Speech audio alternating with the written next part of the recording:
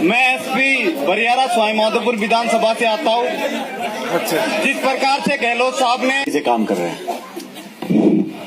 जिस तरह से कल हमने गहलोत साहब का बयान सुना था कि सर्वणों को 14% आरक्षण दे, बिल्कुल हम इस बयान का सम्मान करते हैं। कल पायलट साहब ने भी एक बयान दिया था कि महिलाओं को 33% आरक्षण देंगे, लेकिन गहलोत साहब और पायलट साहब को मैं याद दिलाना चाहता हूं कि जिस प्रकार से चुनाव के समय आपने अपने मैनिफेस्टो में 5% आरक्षण का एससी वर्ग जातियों का जो किया था, गुजर समेत गाड़िया लवार बंजारा, आपसे हाथ जोड़ कर निवेदन है कि लोकसभा चुनाव से पहले अगर आप इन जातियों को 5% आरक्षण देते हैं तो 25 में से 25 सीट जीतने में आसानी होगी।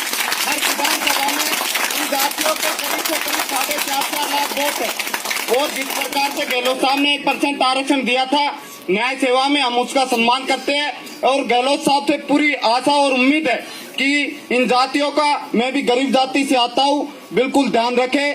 अभी आंदोलन की घोषणा की थी, लेकिन ऐसा हम नहीं होने देंगे। अगर 2 लोकसभा चुनाव से पहले और समय सीमा में तय कर देंगे। जय हिंद, जय भारत। राम राम।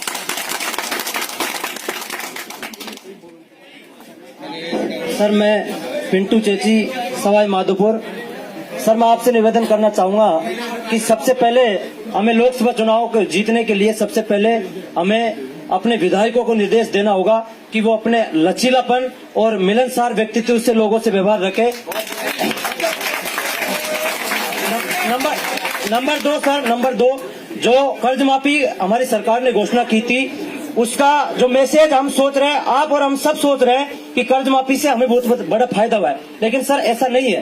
कर्ज माफी से किसान, जो अभी हमने जो फैसला लिया था डिफॉल्टर का, उससे बल्कि किसान नाराज हो गया है। चोर और साहूकार वाली गणित किसान लोग लगाते हैं, इसलिए साहूकारों की भी केसीसी माफ करें, ऐसा मेरा आपसे निवेदन है।